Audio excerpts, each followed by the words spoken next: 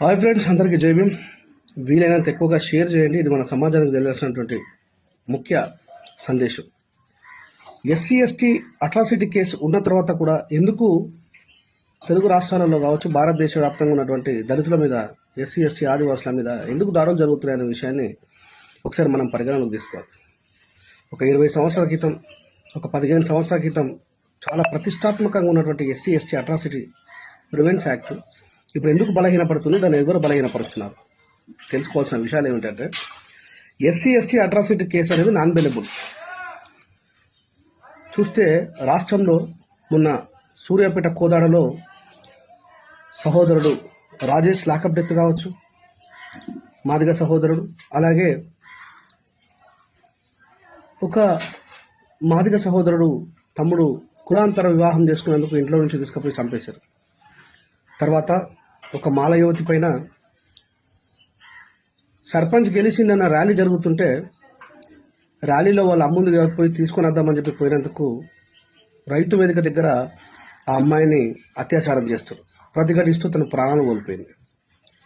అట్లాగే సర్పంచ్ జైరాబాద్ ఏరియాలో ఓడిపోయినటువంటి సర్పంచ మరి ఈ తన గెలిచిన అహంకారమా దళితుల మాల కుటుంబము ఇళ్లను ధ్వంసం చేశారు.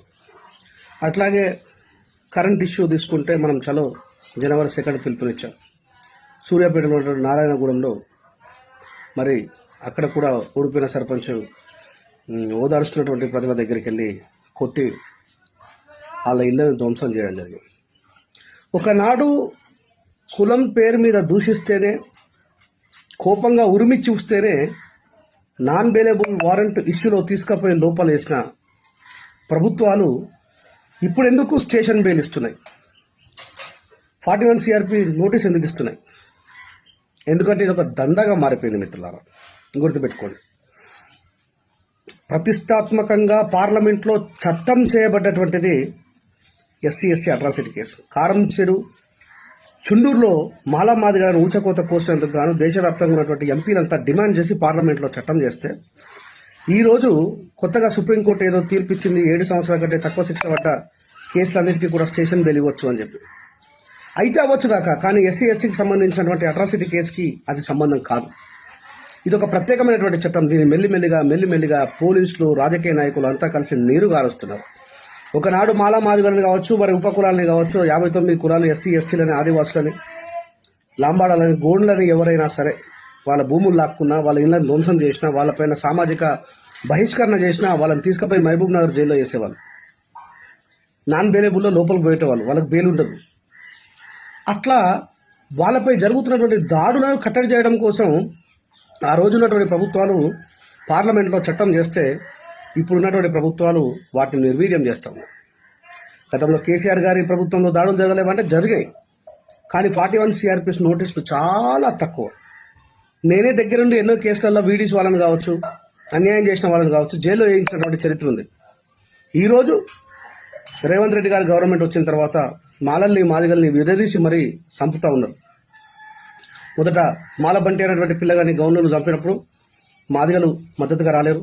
ఇప్పుడు మాదిగల్ని చంపినప్పుడు మాలలు కూడా మౌనంగా ఉన్నారు. ఇది మన ఇరు వర్గాలకి చాలా ప్రమాదం మిత్రులారా. ఇదే కదా మనవాదులు కోరుకునేది. బలమైనటువంటి శక్తి కారంచేడు చుండూరులో ఎస్సీ ఎస్టీ ప్రివెంట్ యాక్ట్ బలపడడానికి కారణమైనటువంటి మాల మాదిగలు ఈరోజు మనమే దిగజారిపోయి, ఏబిసిడి వర్గీకరణ ఒక చిన్న అంశం, అది అయిపోయిన దానికి పక్క పెట్టండి. ఇప్పుడు నెక్స్ట్ మన యువతను ఎట్లా కాపాడుకుందాం? ప్రశ్నించే వాళ్ళ కంటాలు కోస్తా ఉన్నారు కదా, వాళ్ళని ఎట్లా కాపాడుకుందాం? ఈ సామాజిక మార్పు కోసం మనం అందరం కూడా అడుగు వేయాలి మిత్రులారా. దయచేసి గుర్తుపెట్టుకోండి, మనలో ఉన్నటువంటి చిన్న చిన్న ఈగోస్ అనేవి పక్కన పెట్టండి. రేపు జరగబోతున్నటువంటి కార్యక్రమానికి మాలా మాదిగలతో పాటు లంబాడి గోండు నాయకులు కూడా మనతో పాటు వస్తున్నారు. సూర్యాపేట ఏసీపీ ఆఫీస్ దగ్గరికి పోదాం, పోయి అడుగుదాం, సార్ ఏ రకంగా. ఇప్పుడు నాతో పాటు మన రాజ్యాంగ రక్షణ దళతో పాటు ఇంకా చాలా సంఘాలు వస్తున్నాయి, మన అడ్వకేట్లు వస్తూ ఉన్నారు. ఇది మంచిది కాదు, మనందరికీ చాలా ప్రమాదం. గుర్తుపెట్టుకోండి, ఎస్సీ ఎస్టీ అట్రాసిటీ కేసుని మనం కాపాడుకోవాల్సిన సమయం వచ్చింది. గుర్తుపెట్టుకోండి, 41 సిఆర్పిఎస్ నోటీసులు ఇచ్చి జైలుకు వెళ్లకుండా నేరస్తుల్ని కాపాడుతున్నటువంటి కొద్దిమంది పోలీసులకు చెప్తా ఉన్నా, ఇది సరైన పద్ధతి కాదు. మీరు సమాజాన్ని రక్షించేటువంటి రక్షకులు, మీకు ఒక అద్భుతమైనటువంటి బాధ్యత ఇచ్చింది భారత రాజ్యాంగం.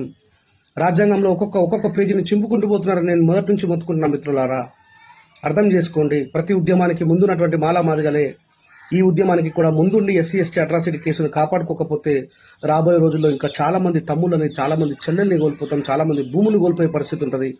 ఇది మెల్లగా చాప కింద నీరులాగా, విష సంస్కృతి చాప కింద నీరులాగా ఏముంది రావాలని కొడితే 2 లక్షలు 3 లక్షలు ఇస్తే స్టేషన్ బెయిల్ వస్తుంది. ఏమవుతుందో అట్రాసిటీ కేసుకి ఏమవుతుంది అనే కాడికి వచ్చింది. మళ్ళీ మన కోసం బాబాసాహెబ్ అంబేద్కర్ గారు రారు. మళ్ళీ బాబాసాహెబ్ అంబేద్కర్ గారు మనలాంటి వ్యక్తులను కాపాడడం కోసం పుట్టరు. అంబేద్కర్ గారు ఇచ్చినటువంటి ఆలోచన అక్షరమైనటువంటి ఆయుధంతో పోరాటం చేద్దాం.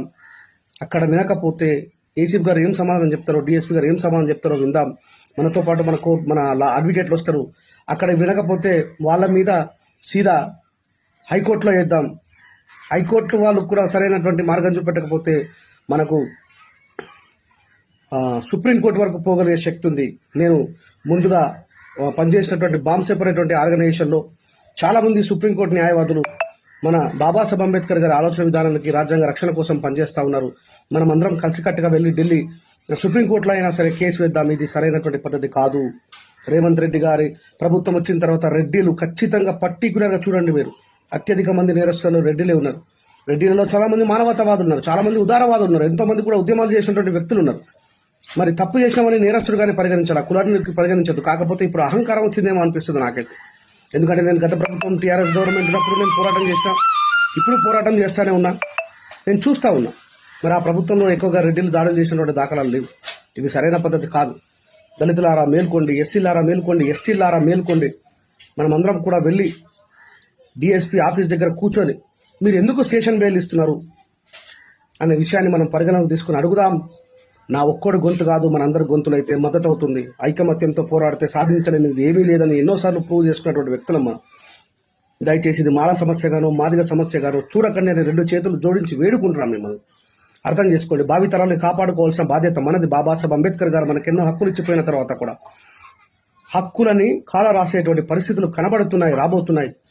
జ్ఞానవంతుడు ఎవరైనా సరే సమస్య పూర్తిగా మీదికి రాకుండా ముందే స్పందిస్తాడు, ఆలోచిస్తాడు, దాని నుంచి సంరక్షించబడతాడని విషయాన్ని గుర్తుపెట్టుకోండి.